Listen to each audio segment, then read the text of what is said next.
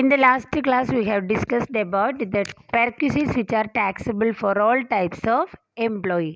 ഒരു ഓർഗനൈസേഷനിലെ എല്ലാത്തരം എംപ്ലോയീസിനും ടാക്സബിൾ ആവുന്ന പെർക്കുകളാണ് നമ്മൾ കഴിഞ്ഞ ക്ലാസ്സിൽ പറഞ്ഞത്. And first one being rent free accommodation and second one is concessional rent accommodation.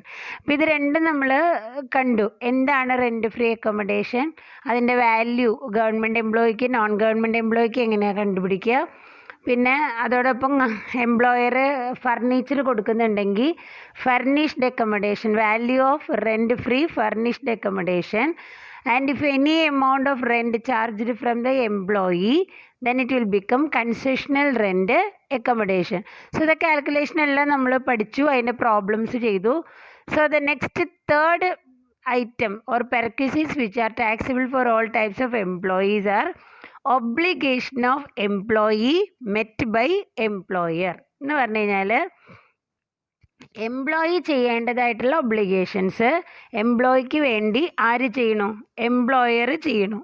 അങ്ങനെ എംപ്ലോയർ ചെയ്യുകയാണെങ്കിൽ അതിനെ പറയുന്ന പേരാണ് എന്ത്? Obligation of employee met by employer. അതിന് എക്സാമ്പിൾസ് നോക്കാം. The first one being gas and electricity bill issued on the name of the employee but paid by employer.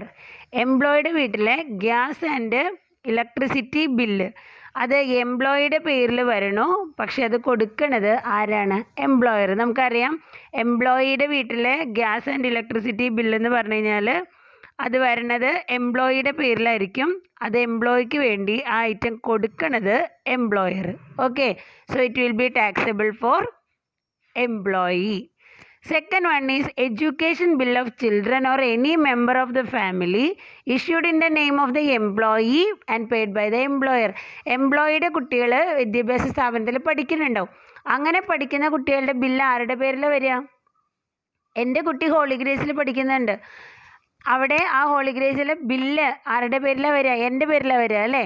So അത് അടയ്ക്കാനുള്ള ലയബിലിറ്റി എനിക്കാണ്, പക്ഷെ എനിക്ക് വേണ്ടി അത് എംപ്ലോയർ അടയ്ക്കണം. അങ്ങനെ അടച്ചാലും it is taxable for all types of employee. Okay, the third one is income tax professional tax of employee paid by employer. Income tax എന്ന് പറഞ്ഞാൽ പേഴ്സണൽ ഇൻകത്തും അടയ്ക്കുന്ന ടാക്സാണ്. അങ്ങനെ ഞാൻ കൊടുക്കേണ്ടതായിട്ടുള്ള ഇൻകം ടാക്സും പ്രൊഫഷണൽ ടാക്സും ഒക്കെ എംപ്ലോയർ എനിക്ക് വേണ്ടി കൊടുക്കണം. It is taxable for the employee. The next fourth one is salary of domestic servant employed by employee but paid by the employer. എംപ്ലോയിയുടെ വീട്ടിലെ ഡൊമസ്റ്റിക് സെർവൻസ് എന്ന് പറഞ്ഞു കഴിഞ്ഞാൽ ആരൊക്കെയാണ്? സ്വീപ്പർ ആവാം, കുക്കാവാം, അല്ലെങ്കിൽ ഗാർഡനർ ആവാം. അങ്ങനെയുള്ള ഡൊമസ്റ്റിക് സെർവൻറ്റിനെ ഞാൻ അപ്പോയിൻറ്റ് ചെയ്തേക്കാണ്, ഞാൻ തന്നെ അപ്പോയിൻറ്റ് ചെയ്തേക്കണം എൻ്റെ വീട്ടിലെ കുക്കിന്. അപ്പോൾ സാലറി കൊടുക്കേണ്ടത് ഞാൻ തന്നെയല്ലേ, പക്ഷേ എനിക്ക് വേണ്ടിയിട്ട് സാലറി ആര് കൊടുക്കണോ? എംപ്ലോയർ കൊടുക്കണോ. In all the above cases the actual expenses met by the employer is taxable. ഈ പറഞ്ഞ എല്ലാ സിറ്റുവേഷനിലും എംപ്ലോയിക്ക് വേണ്ടി എംപ്ലോയർ എത്രയാണോ എമൗണ്ട് സ്പെൻഡ് ചെയ്യണേ that amount is fully taxable for the employee. Okay, ഇനി fourth one other fringe benefits given by employer to employee. Fringe benefits എന്ന് പറഞ്ഞാൽ എന്താ? The benefits which are given in non monetary terms, പൈസ അല്ലാതെ in kind, അതായത് പെർക്വിസിറ്റിൻ്റെ എല്ലാം പേരാണ് fringe benefit എന്ന് പറഞ്ഞാൽ. അപ്പോൾ അങ്ങനെ എന്തെങ്കിലും ഫ്രിഞ്ച് ബെനിഫിറ്റ്സ് ഇതല്ലാതെ ഇനി കൊടുക്കുന്നതാണ് നമ്മൾ അടുത്ത് പറയണേ. First one is medical bill. Medical bill എന്ന് പറഞ്ഞു കഴിഞ്ഞാൽ ഇതിൻ്റെ എക്സ്പ്ലനേഷൻ ഓൾറെഡി മിസ് തന്നതാണ്. എന്തായിരുന്നു? മെഡിക്കൽ ബില്ല് ഗവൺമെൻറ് ഹോസ്പിറ്റലിലാണെങ്കിൽ it is fully exempted. Then it is in the hospital maintained by the employer ആണെങ്കിൽ ഫുള്ളി എക്സംപ്റ്റഡ്. ഇനി ഒരു പ്രൈവറ്റ് ഓർ അൺറെക്കഗ്നൈസ്ഡ് ഹോസ്പിറ്റലാണ് ട്രീറ്റ്മെൻറ്റ് എടുക്കുന്നതെങ്കിൽ 2 കൊല്ലം മുൻപ് വരെ എന്തായിരുന്നു നിയമം? 15,000 വരെ എക്സംഷൻ കിട്ടിയിരുന്നു. അതിന് കൂടുതലുണ്ടെങ്കിൽ മാത്രമേ ടാക്സബിൾ ആയിരുന്നുള്ളൂ. But as per assessment year 2019-20 it is fully taxable. എന്താവും? ഈ ഒരു ഇത് കിട്ടില്ല നമുക്ക്. 15,000 എന്നുള്ള എക്സംഷനൊന്നുമില്ല. പ്രൈവറ്റ് ഹോസ്പിറ്റലിലാണ് എടുക്കണമെന്നുണ്ടെങ്കിൽ അത് ഫുള്ളി ടാക്സബിൾ ആണ്. ഓക്കെ, ഇനി ഇൻട്രസ്റ്റ് ഫ്രീ. അപ്പോൾ അതൊന്ന് ശ്രദ്ധിച്ചേക്കണം കേട്ടോ. From the assessment year 2019-20 it is fully taxable. ഇനി രണ്ടാമത്തെ കേസ് ഇൻട്രസ്റ്റ് ഫ്രീ ലോൺ. അത് ഇനി മിസ് എക്സ്പ്ലെയിൻ ചെയ്യില്ല, ദാറ്റ് ഹാവ് ഓൾറെഡി എക്സ്പ്ലെയിൻ. എന്തായിരുന്നു? 20,000 രൂപയേക്കാൾ കുറവുള്ള ലോണാണെങ്കിൽ ഫുള്ളി എക്സംപ്റ്റഡ് ആണ്. നോട്ടിഫൈഡ് ഡിസീസസിന് ഇപ്പോൾ TB, ക്യാൻസർ, എയ്ഡ്സ്, ട്യൂബർക്ലോസിസ് അങ്ങനത്തെ നോട്ടിഫൈഡ് ഡിസീസിന് ട്രീറ്റ്മെൻറ്റിനാണ് എടുക്കണമെന്നുണ്ടെങ്കിലും ഫുള്ളി എക്സംപ്റ്റഡ് ആണ്. വേറെ ഏതെങ്കിലും പർപ്പസ്, ഇപ്പോൾ മോളുടെ കല്യാണമാണ്, കാറ് വാങ്ങണം, അങ്ങനത്തെ പർപ്പസിനൊക്കെ ആണെന്നുണ്ടെങ്കിൽ state bank of India charge ചെയ്യുന്ന റേറ്റ് എത്രയാണോ, എംപ്ലോയർ ചാർജ് ചെയ്യുന്ന റേറ്റ് എത്രയാണോ അത് തമ്മിലുള്ള ഡിഫറൻസ് ആണ് നമ്മൾ പെർക്കായിട്ട് ടാക്സബിൾ ആക്കേണ്ടത്. ഓക്കെ. ഇനി 3, യൂസ് ഓഫ് മൂവബിൾ അസറ്റ്. അവിടെ നമ്മൾ പറഞ്ഞിരുന്നു owned by the employer except motor car and computer and laptops. Computer, laptop, motor car ഒഴികെയുള്ള മറ്റേതെങ്കിലും അസറ്റ്, മൂവബിൾ അസറ്റുകൾ, ഇപ്പോൾ TV ആവാം, ഫ്രിഡ്ജ് ആവാം, AC ആവാം, അങ്ങനത്തെ മൂവബിൾ അസറ്റ് എംപ്ലോയർ എംപ്ലോയിക്ക് എന്തിനു കൊടുക്കണോ? ഉപയോഗിക്കാൻ കൊടുക്കണം. ട്രാൻസ്ഫർ ചെയ്തേക്കല്ല, ഉപയോഗിക്കാൻ കൊടുക്കുകയാണെങ്കിൽ the value of the perk equal to 10% of original cost of the asset if owned by the employer or hiring charges paid by the employer if hired by the employer. Very important ആണ് കേട്ടോ. അതായത് ഏതെങ്കിലും അസറ്റുകൾ employer എംപ്ലോയിക്ക് ഉപയോഗിക്കാൻ കൊടുത്തു എന്ന് പറയുകയാണെങ്കിൽ, computer, laptop, motor vehicle വരില്ല, motor car വരില്ല, അല്ലാത്ത എന്തെങ്കിലും ഉപയോഗിക്കാൻ കൊടുത്തു എന്ന് പറഞ്ഞാൽ എംപ്ലോയറുടെ സ്വന്തം അസറ്റ് ആണെങ്കിൽ എത്ര കൊടുക്കും നമ്മൾ? 10% of cost of such asset, ഒരു ഡിപ്രീസിയേഷൻ എന്നുള്ള രീതിയിൽ അസറ്റിൻ്റെ 10%. ഇനി ഹയേർഡ് ബൈ എംപ്ലോയർ ആണെങ്കിലോ, എംപ്ലോയർ കൊടുക്കുന്ന ഹയറിംഗ് ചാർജ് എത്രയാണോ അത് നമ്മൾ എന്ത് ചെയ്യും? എക്സംപ്റ്റഡ്, അതാണ് ടാക്സബിൾ ആകണത്. ഹയറിംഗ് ചാർജ് ഇപ്പോൾ 2,000 രൂപയാണ് എംപ്ലോയർ ഹയർ ചെയ്യണമെന്നുണ്ടെങ്കിൽ ആ 2,000 രൂപയാണ് അയാൾ ടാക്സ് കൊടുക്കേണ്ടി വരിക. Okay.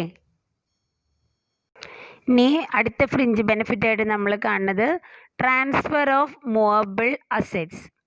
Transfer of movable asset എന്ന് പറഞ്ഞാൽ എന്താ? അത് നമ്മൾ ഫുള്ളി എക്സംപ്റ്റഡിൽ ഓൾറെഡി ഡിസ്കസ് ചെയ്ത കാര്യമാണ്. If an employer transfers any asset after using it for more than 10 years it is fully exempted. 10 വർഷം ഉപയോഗിച്ചതിന് ശേഷമാണ് എംപ്ലോയർ എംപ്ലോയിക്ക് കൊടുക്കണമെങ്കിൽ അത് ഫുള്ളി എക്സംപ്റ്റഡ് ആണെന്ന് നമ്മൾ കണ്ടിട്ടുണ്ട്. അപ്പോൾ 10 വർഷത്തിന് മുൻപാണ് കൊടുക്കണമെങ്കിൽ ടാക്സബിൾ എന്നുള്ളൊരു ഇത് അവിടെ തന്നെ ഉണ്ട് അല്ലേ? അപ്പോൾ എങ്ങനെയാണ് ടാക്സബിൾ വാല്യൂ എന്ന് കണ്ടുപിടിക്കാം? Actual cost to the employer minus depreciation, ഇതാണ് ടാക്സബിൾ വാല്യൂ ഓഫ് പെർക്ക്. കൊടുത്ത സാധനത്തിൻ്റെ അസറ്റിൻ്റെ ആക്ച്വൽ കോസ്റ്റ് എത്രയുണ്ടോ അതിൽ നിന്ന് ഡിപ്രീസിയേഷൻ മൈനസ് ചെയ്യണതാണ് എന്ത് വരണത്? ടാക്സബിൾ വാല്യൂ വരണേ. And if any amount paid by the employee for the asset it should be deducted less any amount paid by the employee. ഇപ്പോൾ 20,000 രൂപ വരുന്ന സാധനമാണ് കൊടുക്കണേ, അതിന് 8,000 രൂപ ഒരു ഡിപ്രീസിയേഷൻ വന്നിട്ടുണ്ട്. അപ്പോൾ ബാക്കി 12,000 രൂപയുടെ വാല്യൂ ഉള്ള അസറ്റാണ് എംപ്ലോയിക്ക് കൊടുക്കണേ. എംപ്ലോയി അതിനൊരു 2,000 രൂപ കൊടുക്കണമുണ്ട്. അപ്പോൾ എന്താണ് നമ്മൾ വാല്യൂ കണ്ടുപിടിക്കാൻ? ആദ്യം ഒറിജിനൽ കോസ്റ്റ് 20,000 മൈനസ് ഡിപ്രീസിയേഷൻ 8,000, അപ്പോൾ 12,000 ആണ് ടാക്സബിൾ വാല്യൂ കിട്ടുക. ആ 12,000 നിന്ന് ലെസ് എന്ത് ചെയ്യണം? എംപ്ലോയി കൊടുത്ത 2,000 രൂപയും കൂടെ മൈനസ് ചെയ്യുക. ടാക്സബിൾ വാല്യൂ വിൽ ബി എത്രയാണ്? 10,000. ഓക്കെ. സോ ഇനി എങ്ങനെയാണ് ഡിപ്രീസിയേഷൻ കാണുക? നമ്മൾ പറഞ്ഞു അക്കൗണ്ടിങ്ങിൽ പഠിച്ച പോലെ ഡിപ്രീസിയേഷൻ കാണാൻ പറ്റുമോ? ഇൻകം ടാക്സ് പറയുന്ന റേറ്റിലാണ് നമ്മൾ ഇത് കാണുക. അപ്പോൾ അതിന് പറയുന്നത് for all electronic items 50% per annum on return down value basis. Return down value എന്ന് പറഞ്ഞാൽ എന്താ? ഓരോ വർഷവും ഡിപ്രീസിയേഷൻ കഴിച്ചിട്ടുള്ള ബാക്കി എമൗണ്ട് അല്ലേ? അപ്പോൾ ആ റിട്ടേൺ ഡൗൺ വാല്യൂവിൽ 50% ആണ് ടാക്സബിൾ വാല്യൂ ഡിപ്രീസിയേഷൻ കാണേണ്ട ഇതിന്, ഇലക്ട്രോണിക് ഐറ്റത്തിന്. ഇനി motor car and other conveyance 20% on return down value basis. ഇത് രണ്ടും അല്ലാത്ത any other item 10% per annum on actual cost basis. Actual cost basis എന്ന് പറഞ്ഞാൽ എന്താ? റിട്ടേൺ ഡൗൺ വാല്യൂം ആക്ച്വൽ കോസ്റ്റ് തമ്മിലുള്ള വ്യത്യാസം എന്താ? റിട്ടേൺ ഡൗൺ വാല്യൂ എന്ന് പറഞ്ഞാൽ ഓരോ വർഷവും ഡിപ്രീസിയേഷൻ കഴിച്ചിട്ട് ബാക്കി എത്രയുണ്ടോ അതുമ്മയാണ് ഡിപ്രീസിയേഷൻ കാണുക. ആക്ച്വൽ കോസ്റ്റ് എന്ന് പറഞ്ഞാൽ ഇപ്പോൾ 10,000 രൂപയുടെ ഒരു അസറ്റ് ആണെങ്കിൽ 10% ഡിപ്രീസിയേഷൻ എന്ന് പറയുമ്പോൾ ആദ്യത്തെ വർഷം എത്രയാണ്? 10,000 ഇൻറ്റു 10/100 1000. സെക്കൻഡ് ഇയറിൽ വരുമ്പോഴും 1000, തേർഡ് ഇയറിൽ വരുമ്പോഴും 1000. ആ ഫിക്സഡ് ആയിരിക്കും. ആ ഫിക്സഡ് റേറ്റിനെയാണ് നമ്മൾ ആക്ച്വൽ കോസ്റ്റ് എന്ന് പറയുന്നത്. അപ്പോൾ ഈ രീതിയിൽ വേണം ഡിപ്രീസിയേഷൻ കാണാൻ. അങ്ങനെ ആക്ച്വൽ കോസ്റ്റിൽ നിന്ന് ഡിപ്രീസിയേഷൻ കഴിച്ചിട്ട് കിട്ടുന്നതാണ് എന്ത് ടാക്സബിൾ വാല്യൂ ഓഫ് പെർക്ക്. ഇനി 5th one LIC, life insurance premium. എൻ്റെ ലൈഫിൻ്റെ ഇൻഷുറൻസ് പ്രീമിയം അടയ്ക്കാന്നുള്ളത് ഞാനല്ലേ അടയ്ക്കണ്ടേ. But in case the employer pays any life insurance premium for the life of the employee, his wife, dependent children, dependent parents etcetera, it will be fully taxable to the employee. എംപ്ലോയിക്ക് വേണ്ടിയിട്ടോ എംപ്ലോയിയുടെ ഭാര്യയ്ക്കും family മെമ്പേഴ്സിന് വേണ്ടിയിട്ടോ employer ഒരു amount അടയ്ക്കുന്നുണ്ടെങ്കിൽ, LIC premium അടയ്ക്കുന്നുണ്ടെങ്കിൽ, that is fully taxable to the employee. Okay, so these are the perquisites which comes under taxable for all types of employees. എല്ലാ തരം എംപ്ലോയീസിനും ടാക്സബിൾ ആയിട്ടുള്ള പെർക്കുകളാണ് നമ്മളിപ്പോൾ കണ്ടത്. ഇനി നെക്സ്റ്റ് തേർഡ് കാറ്റഗറി, നമ്മൾ പെർക്കിനെ 3ആയിട്ട് ഡിവൈഡ് ചെയ്തിരുന്നത് എന്താണ്? Perk taxable for perk fully exempted, 2 perk taxable for all employee, 3 perk taxable for specified employees only. Specified എംപ്ലോയിക്ക് മാത്രം ടാക്സബിൾ ആയിട്ടുള്ള പെർക്കുകൾ ഏതൊക്കെയാണെന്ന് അപ്പം തന്നെ മുൻപേ അറിയണം. Who is a specified employee? അത് യൂണിവേഴ്സിറ്റിക്ക് 2 മാർക്കിൻ്റെ ഷുവർ ക്വസ്റ്റ്യൻ ആണ്. What is who is a specified employee? ആരാ സ്പെസിഫൈഡ് എംപ്ലോയി എന്ന് പറഞ്ഞാൽ? A specified employee is that person who is a director of the company. ഒന്നുകിൽ കമ്പനിയുടെ ഡയറക്ടർ ആയിരിക്കണം, അല്ലെങ്കിൽ or hold substantial interest in the company. That means holds at least 20% of the voting right shares of the company. ഒന്നുകിൽ ആ കമ്പനിയുടെ director ആയിരിക്കണം, അല്ലെങ്കിൽ ആ കമ്പനിയുടെ വോട്ടിംഗ് റൈറ്റ് ഷെയർസ്. ഏതാ വോട്ടിംഗ് റൈറ്റ് ഷെയർ എന്ന് പറഞ്ഞാൽ? Equity share. ഈ ഇക്വിറ്റി ഷെയറിൻ്റെ 20% എങ്കിലും കൈവശം വെച്ചിരിക്കുന്ന വ്യക്തിയായിരിക്കണം. ഓർ അതും അല്ലെങ്കിൽ his monetary salary income exceeds ₹50,000 in the year.